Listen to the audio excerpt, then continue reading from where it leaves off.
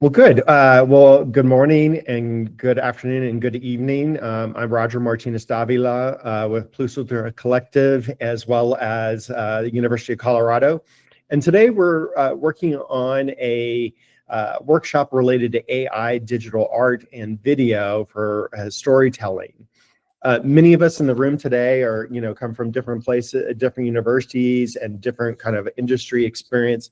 And the purpose of the workshop really today is just kind of explore what is happening in terms of the different types of tools that are available for generating AI art or digital video, and what's on the frontier. And specifically, there's some opportunities now, even where real-time imagery can be generated for serious games and creating nonlinear, in many ways, open-ended mini tree branches of a game.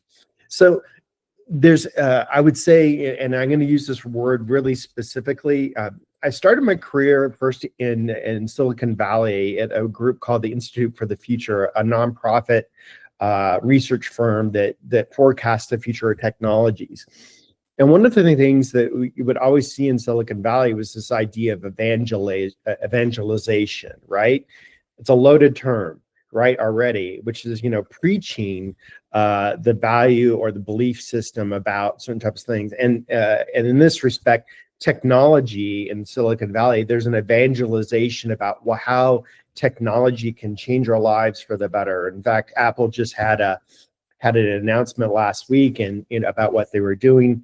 And so in many ways, that was, challenging. I think what's important is to recognize, we don't, I'm agnostic in this way. I think it's important to kind of explore these different technologies, but ultimately, sometimes they work, sometimes they don't, and they might not be the best thing for us. I think it's important to be kind of educated about what is available. So let me go ahead and just start my presentation, and we'll kind of stop along the way as we're going. And go ahead and change. Oh, someone got knocked out. There we go, Joaquin. And then I'll share this screen. Okay, great. So hopefully y'all can still see me and see this imagery. So the first thing that I wanted to do was consider what is kind of possible with generative AI. One of the pieces I did last year, and this is already old for a year, was trying to do storytelling of Jews, Christians, and Muslims in medieval Spain during the 14th and 15th century. And I think one of the concerns we always kind of have is like, how do I really kind of bring this to our broader audience? I think all of us clearly are very interested in literary traditions, writing, but in many ways we're competing for eyeballs today. And how do we kind of engage everyday people who are interested, but they're constantly inundated by imagery and music and all kinds of visually appealing things. And in that environment, it's very difficult for us to compete, I think, to say, pay attention over here. There's something, look over here. There's something interesting here. So what I did was try to create a video based off to tell the story of interreligious life. I'm going to play just a little bit of it, and please excuse my horrible pronunciation. I was super nervous when I was recording this for the presentation, but you'll see some of the elements of this presentation, and the important piece is to see what can be generated. So I'm going to switch over to another window.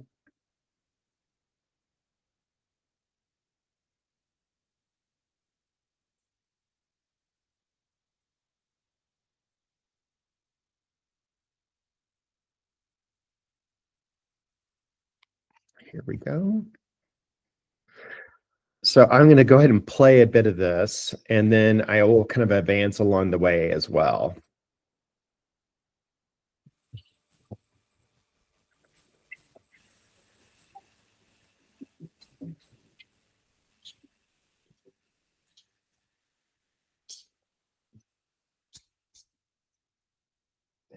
Hagamos un último viaje. más cerca de casa, en la ciudad de Plasencia, en la Extremadura durante los siglos XIV y XV. Hay historias difíciles de contar, pero también reveladoras. So this presentation is very typical of what we do today, right? So that, we're giving the talking head presentation, and then I would move on and maybe, show a manuscript. So this is Luis de Toro, his Plano a Plasencia from 1570. We're trying to visually engage the reader and the viewer of imagine what this world was like. And then sometimes we're even, bringing in elements of like, well, what does it look like today? So there's a type of realism, right?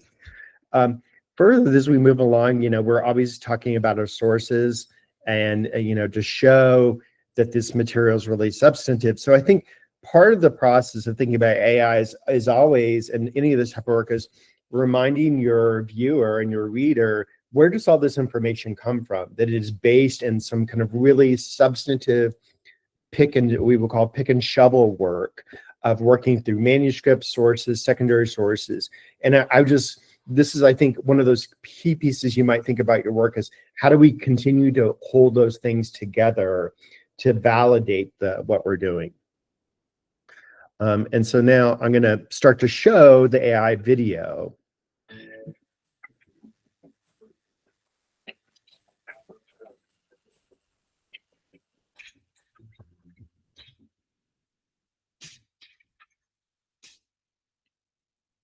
Los retos de la vida religiosa en Plasencia estuvieron bajo la dirección de la Confederación Carvajal y Santa María. En la década de 1420, la Confederación controlaba y dirigía su catedral y su ayuntamiento. Sí, había otros señores regionales más poderosos en la zona, pero a través de débiles esfuerzos, esta nueva familia hizo todo lo posible para mantener unida una comunidad judía, cristiana y musulmana. Un esfuerzo colectivo para ellos era los viñedos y vinificación. La elaboración de vino era un interés de judíos, cristianos e incluso musulmanes. Aunque el Corán prescribía a los musulmanes que no bebieron vino.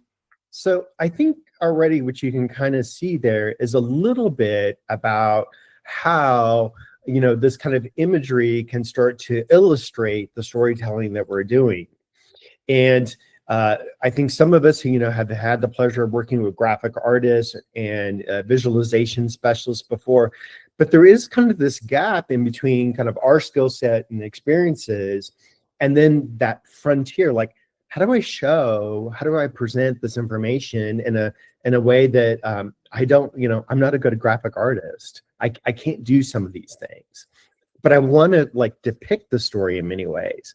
And so I'm just going to advance a little bit just to show you elements of the story. So here I'm talking about one of the ladies of the city who is a conversa, a Jewish convert to Christianity, and she's endowing a monastery.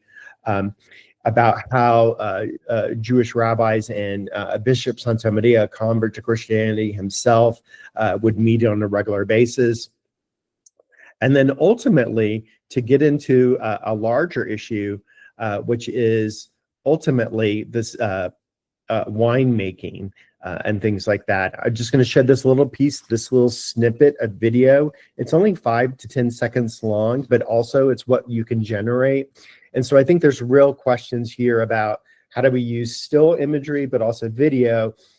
As video is being generated, a lot of times there's a deterioration in the content and also its intelligibility. And by that I mean it starts to, in many ways, we know this language of hallucinate, right? Creates really weird images. So there's a limitation there, but I'm going to show this little piece where, in some ways, the art comes to life. El cual estaba con un racimo de viñedos, propiedad de Martín Fernández y Juan Gutiérrez, y por último, el musulmán. So you can see a little bit of that moment there. And here's another one where this is the wine production. And part of the story here I wanted to tell was that actually the wine production facilities in Plasencia were actually were owned by a Muslim family. So it's going to raise lots of different questions about, well, how's that even possible? And you can see some of the imagery that's generated and then turns into video. Ya que alquilaba y poseía varias propiedades fuera de las murallas de Plasencia. En 1462, Abraham Hain obtuvo una licencia perpetua infinitum. So, that I think in essence kind of gives you a sense of what's possible. The other piece that I want to mention is part of the story was also about talking about interreligious violence during this time period. And a regional war broke out in this area where local lords were trying to kind of usurp the authority of the cathedral and the city council so they could collect more taxes off those lands. And it got to the point where there was a judicial inquest that happened. And in this case, they start to tell the story of, how people are being abducted and taken prisoner, to the point where there are even gallows placed up, and then and to intimidate people. Ultimately, a Jewish couple was murdered, found murdered, and then eventually also a rabbi was held hostage in a mountain hideaway, and this is supposed to depict where he was held. And I'm going to talk a little bit about well, why don't we see the rabbi here, and what's happening. So let me stop there, and we'll go back over to another item.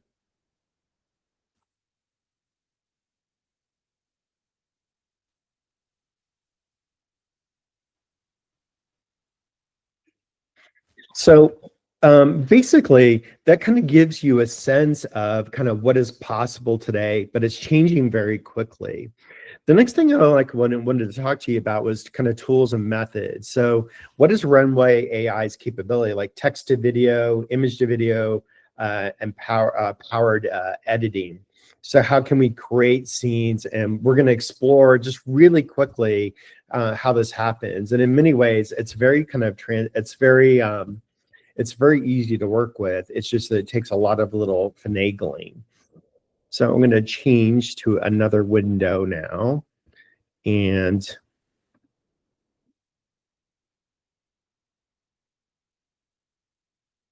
so this is Runway. And you can see this is their main website. And all what you're looking at right now is all video that is created within the tool set that they have available. It's pretty sophisticated, and it works, I think, relatively well. It's pricey. If you want a kind of an unlimited account, runs about $1,000 a year, but you can pay on a monthly basis, which I do. But I think it's a useful tool. And you can kind of get a sense of what is, kind of possible. I particularly like the area of that you can do kind of a graphic art, because in some ways that we don't necessarily have to deal with some of the other problems. Let me switch windows. So can you now see this window with all these different images? Is that correct? Okay, Yes. thank you, Patricia. So this is kind of the back end. And what I wanted to show you is, we can see over here is home sessions of recording different types of sessions, but then also different projects. I think what's important for all of us, I think, is, well, we really want to have some control over the sources of what is being used to generate the images. And so in essence, what happens is you start to insert different types of assets into the runway. And the idea is that it has kind of a visual language for understanding what you want it to create. So for instance, we can, and this is what I did for the art that I generated for that video, was I fed the AI a number of you still see the word. Okay. Let me switch over. Thank you so much.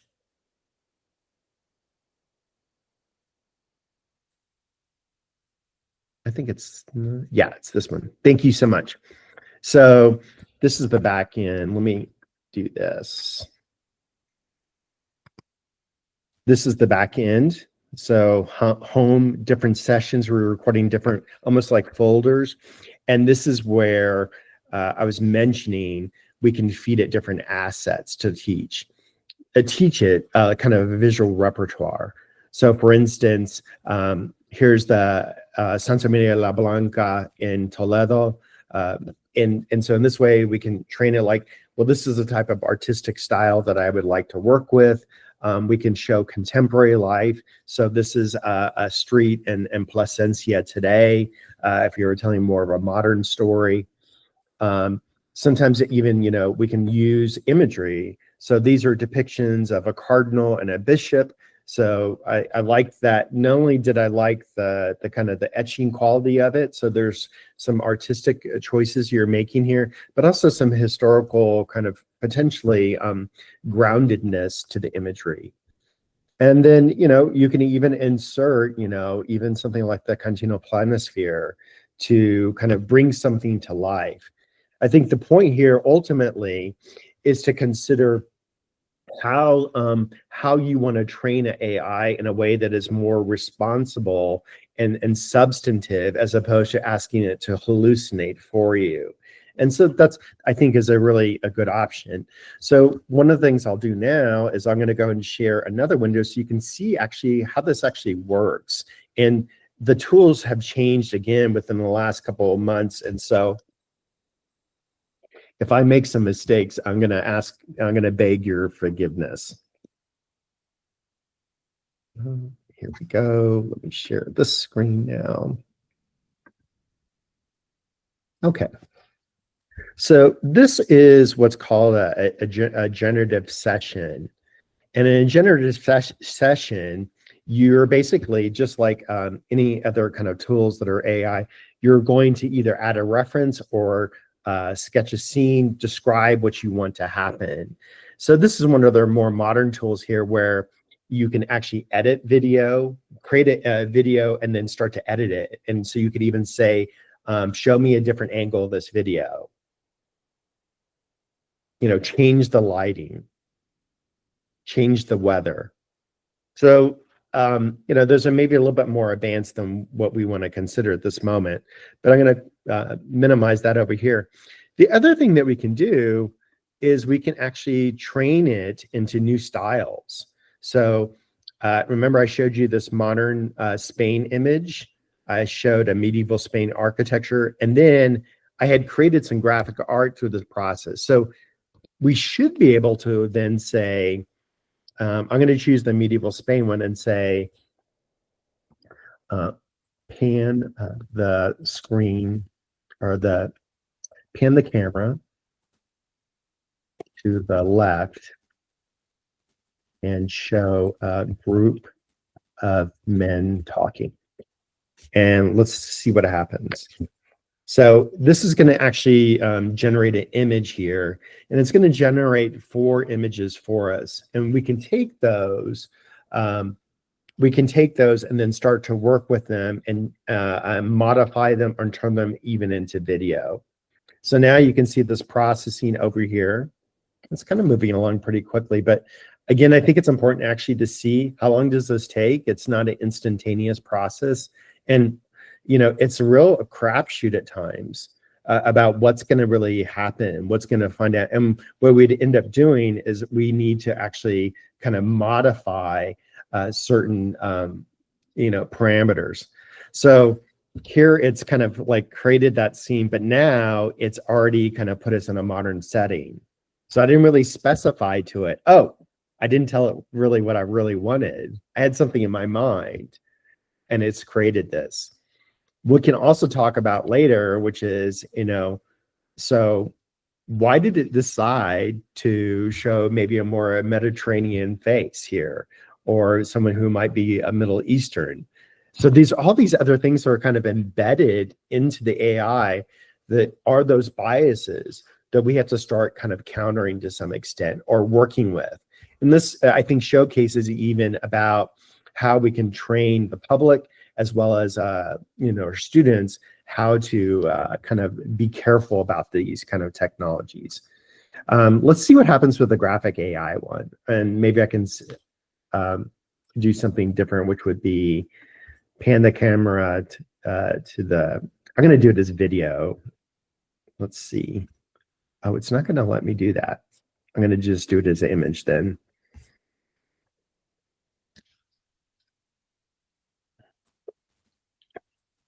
And say show 2 oxen next to the cart, and we'll see what happens here. So it'll now generate a new session down here, spinning along, and we'll let it do its work. And I'll come back to it in a second. What I'm going to do in just a second is then also just talk about methods. And what I wanted to mention is we're going to share something else. And that's this. So I think it's important also to think about when we're doing this type of work with any kind of technology, we want to consider, is there a process we should use? And I'm happy to share this document with you. This is a forthcoming text for Cambridge University Press that I co-authored with a colleague, Lynn Ramey, at the Vanderbilt University. And what we did was we put together kind of a 8-fold way of thinking about how do we want to tell stories and do that in a comprehensive way. And I think this is just basically just being, an historian or analytical reader is thinking about, okay, well, what is the way to think about this? So I have to frame questions to think about, historical inquiry begins with defining key questions that guide the reconstruction. How do we manifest a digital narrative over time? So there are temporal frameworks. Are there key events that happen? Are we mapping things chronologically? There's also this idea of maybe triangulating space and place. So how are we going to spatially depict what we're doing? And part of this might be, we might decide we need a synagogue or a cathedral or a marketplace that needs to be drawn. Another piece that we can think about is, how do we prioritize and inventory elements? Because we can't create everything, but what is important? So is it important to show a chair that's absolutely accurate? Or no, is it more important to show maybe a heraldic device more accurately? And that's where we should direct our time. Those are all those choices. And I'll just mention some of the end, that we would be modeling structures and communities. So how do we train the AI to draw concept art that is, that is possible? And that's what we were just doing a minute ago. And lastly, these other pieces of kind of interdisciplinary analysis. And these are the modeling choices where it's really important that who's in the room with you creating, right? So is there anthropologists, is there a linguistic specialist, and how do we work together? And ultimately, we're telling stories by immersive scenes. So how do we stack those into a chronological order that matches the story we want to tell? And what we can think about the last piece is just this dissemination for public and scholarly audiences. And how do we want to do that? Is this a public-facing website? Is this actually in the classroom? Things like that. And so I'm going to go back to our other screen. Let's see what the AI has come up with. It's probably just bananas.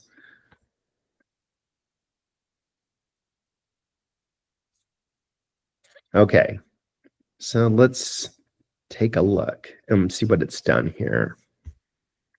And sorry, the sun's coming up here in Colorado, so that's why it's. So now, this particular image shows us, okay, here are these 2 kind of cows, vacas or oxen. It's more of a modern style. And you can see that it's going to require a certain level of kind of interactivity and time. So we can't get everything properly. I would go back, in this case, change the prompt and say, emphasize brush strokes and hand drawings if I wanted that concept art. And let's see what this one. So another more modern image. And again, this is all ultimately about kind of training the AI. But those are some of the elements of it. So I just would actually like to take a moment here and just take a break and see what kind of questions or comments or thoughts come to your mind about what you're seeing.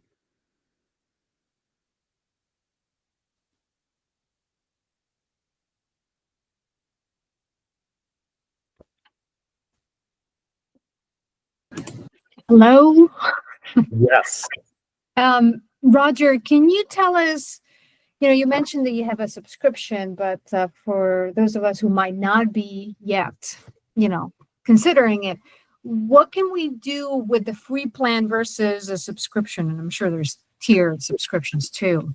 So I think it's a lot like, in this respect, like other AI tools like ChatGPT. So there's a free model that limits how much you can do in a given month. So what happens is, you can probably generate maybe 15 to 20 images in a discrete time period. But after that, if you want to really keep on using it, then you're going to have to pay for some type of plan. And they have multiple plans. And there also, I would say, there are a lot of different AI generation kind of video generation tools that are out there. This is just one of them. I would say, the price point you're looking at, that seems so weird to even say that, is probably about $25 a month. I would also suggest, to think creatively about this. So I bill all this to the university as part of my teaching elements. And since I teach in online programs, I have access to other funds for online teaching. And so then I can say, well, this is about my online teaching. And then I can ask for reimbursement for that. So think about maybe that way. Are there pots of money that you might be able to access in unusual ways? Thank you. Yeah, that's helpful. No, currently my university is going through a very difficult moment, so no pots left. But I'll think about it. Thank you. Okay, and I would try the basic plan, and then also look at some other ones. Joaquin, yes. So you said that the individual subscription would be roughly $1,000 per year or so. Is that correct? It's well, this particular one I'm using is an unlimited model. Yeah, so I can do whatever I want to do and tons of it, and that's running me about $100 a month per mess. But there are other ones that are about $25 a month, and then there's also. But again, it's more of the other thing I would think about too is you could play with some elements of this, and then also think about, if you're writing for grants, then you write into the grant funding for the tool. Right. And that's typically what I'm doing to kind of support some of my own research. And do you happen to know whether they have some kind of institutional subscription?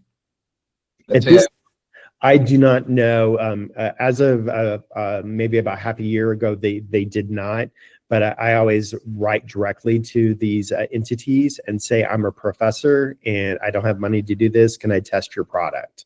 Right. And then I also say, which I think is really important, say, I'm considering incorporating teaching this inside of a classroom. And that generally gets their interest. So one of the other technologies I use that's in 3D modeling, it's called Enscape, and it creates a photorealistic view of models. That product runs about $3,500 a year, but I created a relationship with them saying I wanted to teach this in the classroom. So consistently, they give me annual license for free. And I also can ask for 2 licenses for my students so I can test it. And then we just kind of do this dance every year. Like, I'm looking for money, but I don't have money. And then so I would just highly recommend, kind of reaching out to these entities. Thank you. Yeah. So I'm going to buzz this along because obviously it's we'll go to 15 minutes after the hour. And then we'll go from there. So the next piece I just wanted to show was the limitations and concerns about ethics in AI. And I'll just share this screen so that when other people see it in the future, they'll know where we are. So this is just the notion of, what are the limitations of AI generated content and potential pitfalls in historical context? We can think about those ethical concerns, the authenticity, bias.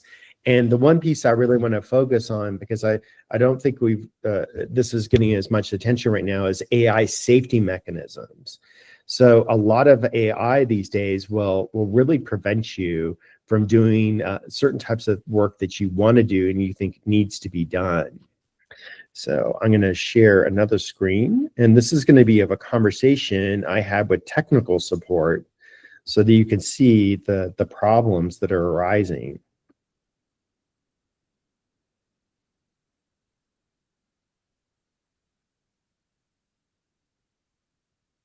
Oh, where is this? Chrome tab.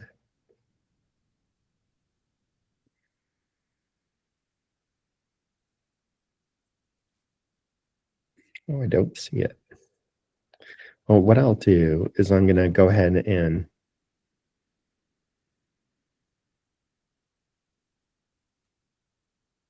it's not there. Oh, well. What I'm going to go ahead and do is just read to you what I took down from them.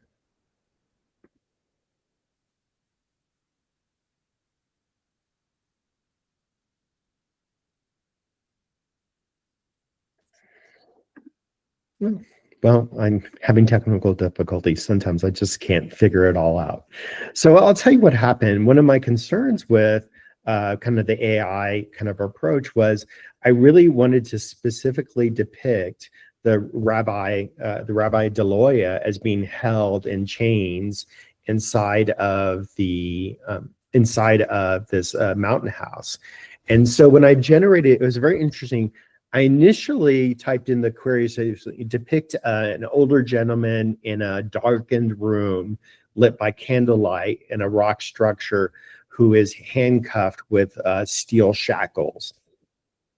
And then initially, it would show me like the steel shackles. And I started generating imagery. And I was starting to kind of create my little visual sets that I would use for storytelling. About 30 minutes in, the AI started deleting my images that I was generating. And then I was prompted and received a warning from the AI that said, if you continue to try to draw images that depict violence or gore or things like that, you'll be permanently banned. So I wrote then to the technical support and I said, this is who I am. This is what I'm trying to do. To depict the story, and this is an issue kind of like an academic freedom, and the history's hard. And they said, well, it was a very interesting response, which is they said, well, try not to use those inquiries anymore because that you will get banned. But I said, well, what if I ask it to draw depictions that are closely associated? And they said, well, that's fine as long as it doesn't tell you not to do it. So that's where I would say, instead of telling it to draw a hangman's gallows and a noose, that I would say, draw me 2 posts with a wood board across and show some ropes hanging from it. So in some ways, there these kind of ways around some of the AI to convince it to do things it shouldn't be doing, but you can't actually do some of the work that you think you might need to be doing. So I was just wanting to mention that, and just being a little bit cognizant of time, I just want to move on to another piece, which is this kind of intermission. And can you all see this screen now that says intermission, real-time developments? Yes, Belen. Yes, we can see it. Thank you so much. You're a doll. I appreciate you. So here, and just kind of moving along, and I thought this is a real game changer, was, well, what if you could actually, and I've always been interested in serious games or role playing. So like one of the pedagogies we use in the United States is called reacting to the past, where students, play a role, and let's say in the trial of Galileo. And is he a heretic because he doesn't believe in a heliocentric, or he doesn't believe in an Earth-centric universe, and instead he's proposing a heliocentric universe. And, those allow our students to kind of, in some ways, and the public to better understand, well, what were the limitations of the period or what was happening. So let's do this. I'm going to hide that. I will share another screen.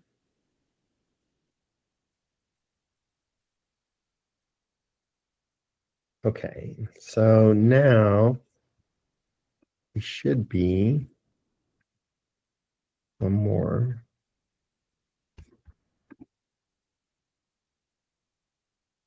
So you're seeing, I'm virtual Plasencia, the medieval vines of three faiths, a cooperative strategy game. Yes. Great.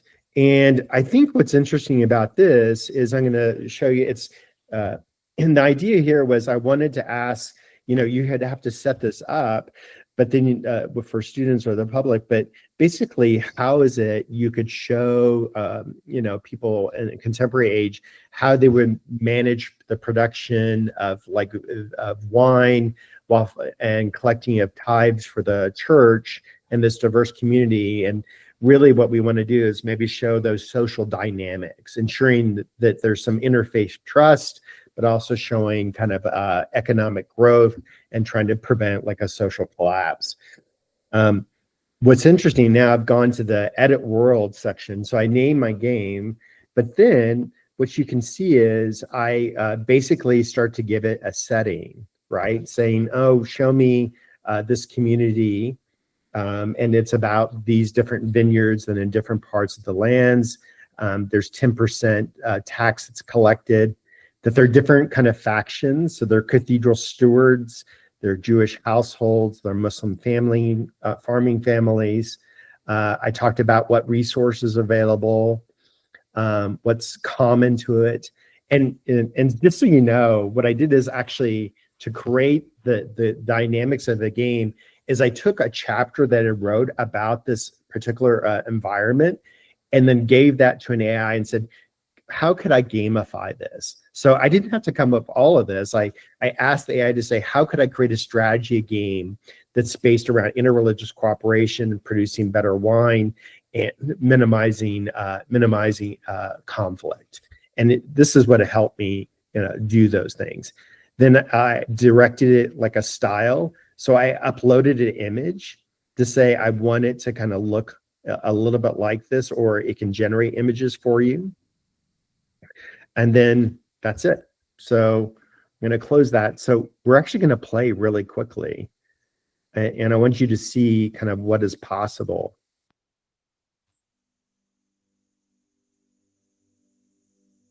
So now I have to choose a name. So I can be Abel Kappa Ali. So I can go. I'm going to choose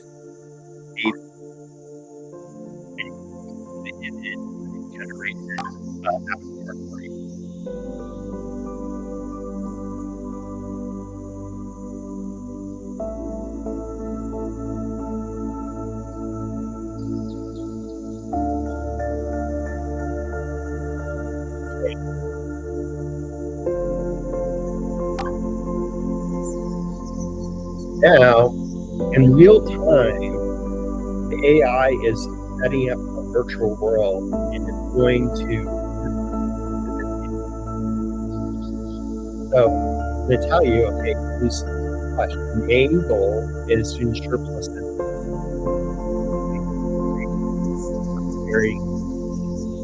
And then it's going to start telling you, hey, this is your first thing. And then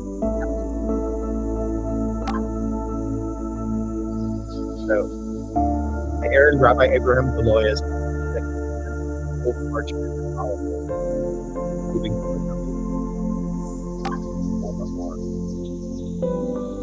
Ask me about it.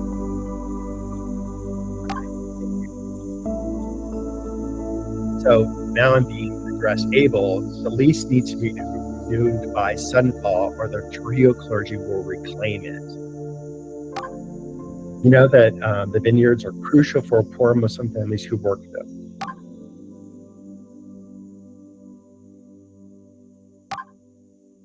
So Master Hayan is anxious. Will you act as a guarantor or seek another solution?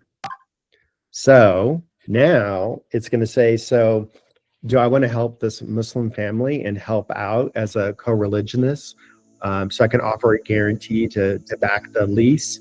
Maybe I can speak with high-end or consult the clergy, or I can do something else. So you can just say, I'll offer my name, and it's going to kind of start to follow that path.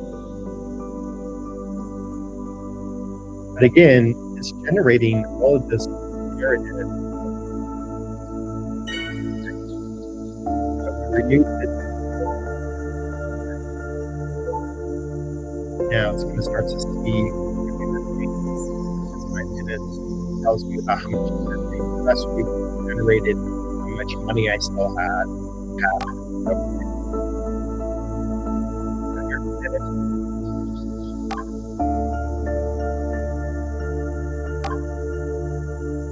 And I'm just going to brush through this. You're outside the cathedral clerk, or hey, please use that. Give the ship that's coming. Here's rumors of the princess. So I also made the story about clerical use. And this one is drawing a little bit more modern. It looks like a little bit more authentic. And consumption is engaged, trained in, communication, accurate. And that is actually from the manuscript. That's exactly what happened in Plasencia, because the clerics were smuggling wine into Plasencia and telling the tax collectors, oh, no, this is just for personal use. But they were actually selling it on the side. So I can confront the clergy, investigate rumors, offer aid to Jorge. Or what's really interesting is I could say, threaten to attack clergy who will not pay taxes. I mean, I wouldn't do this, but what you can do then is start to like move off and move it somewhere else where, well, I'll just, fight my way through. And I think this is important, maybe the aggressive stance across one different year. The ultimate hospitality.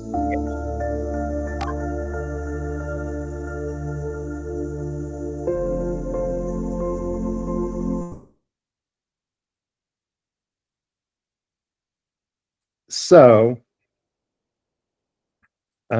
that kind of gives you this really kind of interesting sense of like, okay, I thought we were just going to like do some digital imagery with AI, and literally 3 weeks ago they released this product, and you can create like endless games now. And I think you can. I'm going to stop there and stop talking because I've talked a ton. What are kind of questions, comments, or concerns that, whether we were talking about the ethics or now even this idea of gameplay? Carlos, please.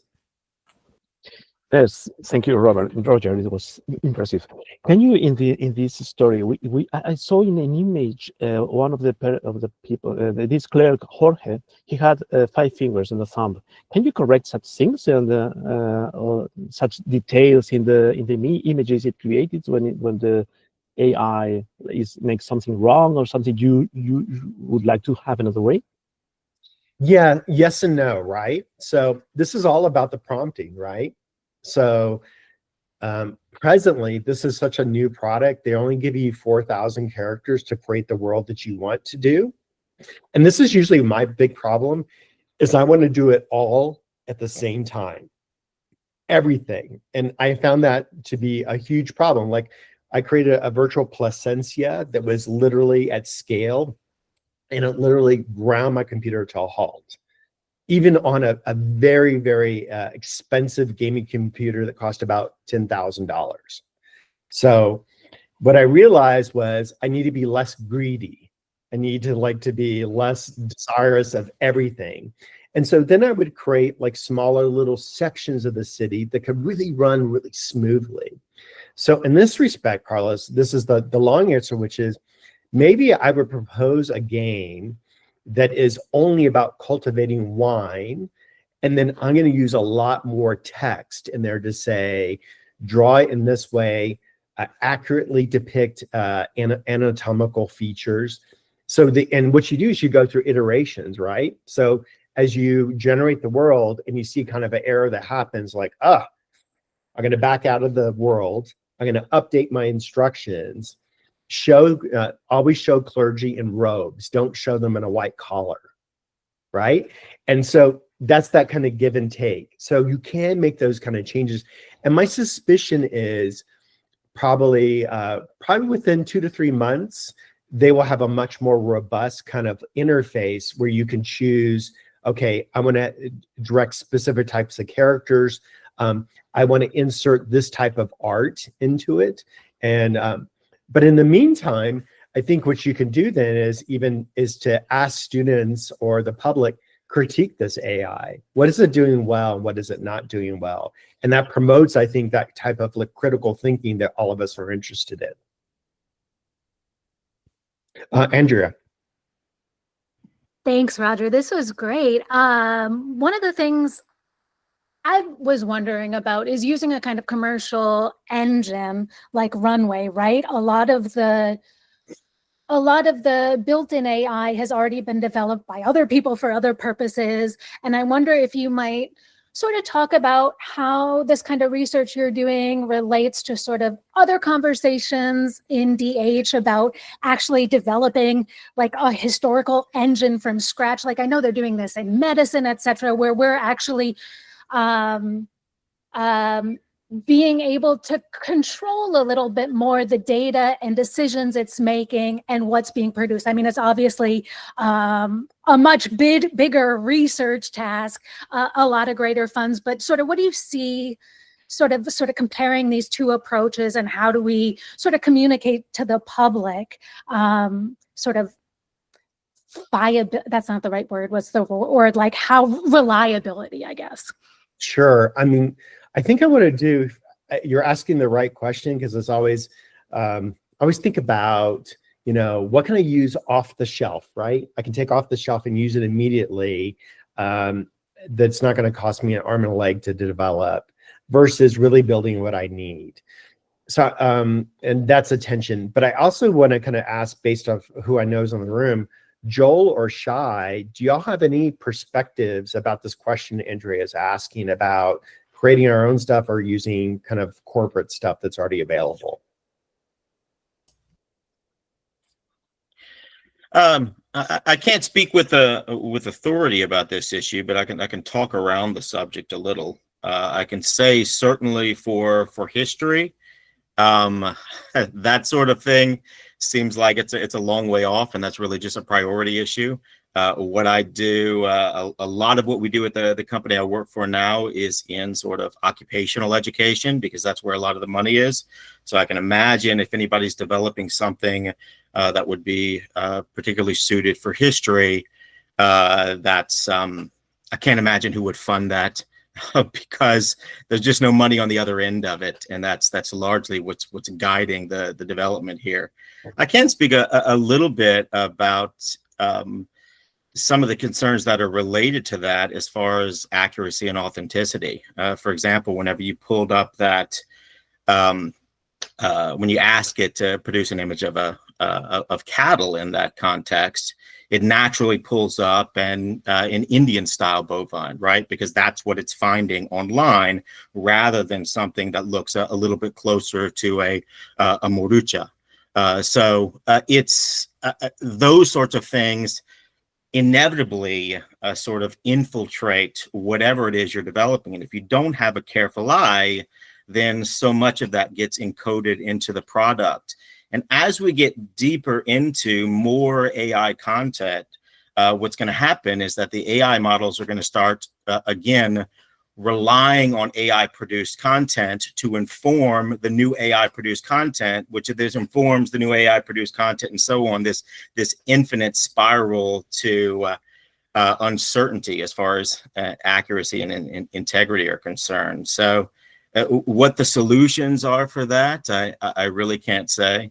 One of the things that I, in playing around, not with RunwayAI, but with some others, have found is AI whether it's generative AI or even the large language models, they always want to take a holistic approach to everything.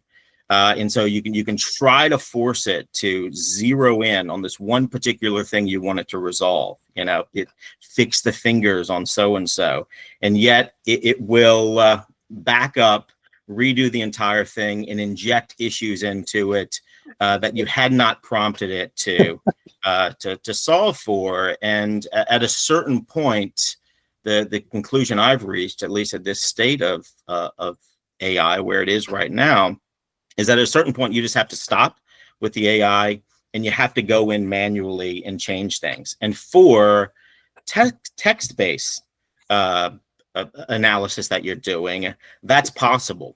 For the generative AI models, you're stuck in the prompting. That's your interface, and that becomes very clumsy when you try to get precise. And that's something that I would love to see AI developers really work on, because that is a constantly confounding, a constantly frustrating challenge that I have with it. Getting it to, when I find an image style that I like, and then I want to continue with a series of these images all in the same theme, it constantly keeps wanting to change it, and that it's so frustrating, and I don't know what the fix is for that. I get the sense that for what it's being used for now, people aren't really looking at that as a huge problem. But for some of the stuff that we would like to do, I think it really is. Thank you, Joel. I think those are just really spot on comments. I think you really, got at that tension that we're dealing with right now. Shai, do you anything that you might add? Perhaps because, like, right now I'm in conversation with different commercial companies about that they do from languages to I also have like this VR AI with internship class that I'm teaching, and the notion that I'm getting is that the big companies, they're doing fine. They don't need us. They don't need academia. They're great. But the small companies, so I've been talking to one, and immediately when I first approached them, they're very excited. It was like, oh yeah, we want to collaborate, and we can modify material according to your needs, and then of course use it for commercial reason, for commercial use.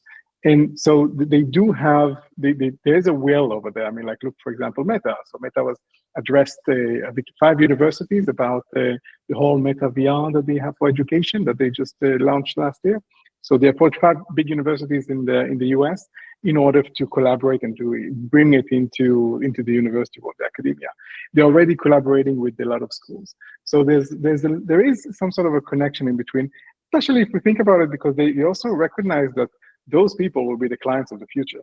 So I think that there is like some sort of a notion that there's okay, if it's better for us to collaborate, especially for smaller companies, and if you just find them, and that would be great. The problem is to find those that are underdeveloping instead, but not the big one that are already well maintained with a lot of subscriptions. Yeah. Very. I think that's absolutely true. So I will kind of want to build off of those 2 comments. So and get back to Andrea's like central question, which is, okay, what about creating the real something that we actually need, that we have some type of control over so that it can be more accurate. So this is kind of partially why I wanted to kind of create like a Plus Ultra collective, was a lot of us are dealing with the same problem, right? And so if we can show really there's a consistent problem with this type of generating historically accurate imagery or video for the purposes of storytelling, and then we can do this. So you've already defined the problem. We can do this with text really easily today. It's called editing. We can't do this with generative AI right now. It just doesn't work. So by defining that problem really specifically and showing that it has multiple applications in history, anthropology, different areas, maybe even museum studies, that creates a need that can be of interest to a larger organization. So that's what I'd say. That's where we propose a grant. That's where we propose an opportunity to say we want to create an engine that could be used to depict medieval China or to depict 20th century Spain during the Civil War. And these are the kind of tool sets we need to make that work. So I think that's the space where it can work. The other thing I was just going to mention was, and Joel made a really good point about this, was this kind of visual consistency. And what I wanted to mention was, and I couldn't find it today, and I was like really frustrated about this, which was,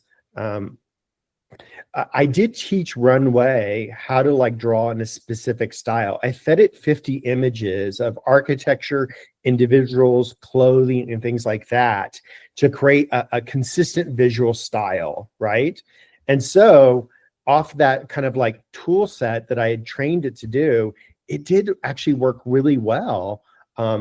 So that, gosh, I can't get to the right image. Let me just close one more window, close that one. And I just want to scroll through these.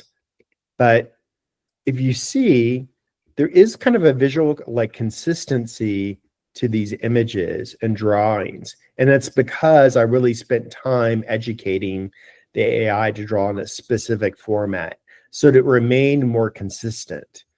But to my amazement, see, like, again, here's one of the ethical issues. I couldn't show like a really wounded like soldier, but I could show some elements of that. Or I couldn't show, I'm trying to see if I can find it. Another one was, someone with a lopped off limb. And there's like, no, I'm not going to draw that. But again, you can see kind of this visual consistency. And the piece I just wanted to mention there was the tool that I used to create those, I can't find it anymore. It's not, it doesn't seem to be available because it was in 2 generations ago of the technology that was used. And so maybe they buried it somewhere else, but I need to go find it again. So this is also this problem of like, oh gosh, it moves so fast. I missed it in the last 6 months. I didn't save my prompts properly. So in some ways, I can't really replicate some of what I did. So anyway, well, it's about 5 minutes to the end of our session. I'd love just to kind of open up comments again. So I think Shai and then Belen, why don't y'all kind of close this out? Not for closing, but it's just a museum, so it reminds me because now I'm in conversation with the group that they want to build like a museum of tolerance. So they want to have all kind of digital humanities from the academia as like this kind of panels, permanent panels within the museum, so they can use. So I was thinking, I was looking at your work, and it seemed like amazing, like so you can have it interactive, to have it like more like engaged. And I think there's a lot of new type of museum or any kind of educational spaces that will really be interested in that. In my case, it's about the Sephardic spaces, so you can see like the maps going and you can search for databases and stuff like that. So that's nice. Absolutely. Andrea? Nope? Okay. Well, I just want to kind of close this up and just remind for folks that actually do end up finding this video later on that I encourage you to join us at the Plus Ultra Collective. We're just a group of folks that have common interest and want to work together. You can join us at plusultracollective.org, and there are a range of collaborators, everybody from students to professionals to senior scholars who are playing with new technology. So I want to thank y'all for your time today and asking the questions you did. And let's go write a grant together. Okay. Thank you so much. Oh, good. All right. Well, everyone have a lovely rest of your day. Bye. Thank you. Thank you, Roger. Perfect. Thanks. Thank you, Roger. Thank you. Bye-bye. Bye, everybody.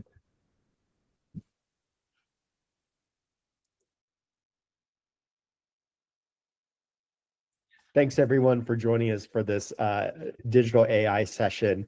I will go ahead and post this to YouTube so that you can take a look at it, review it in the future. If there are any questions or comments, reach out to us. Thanks again.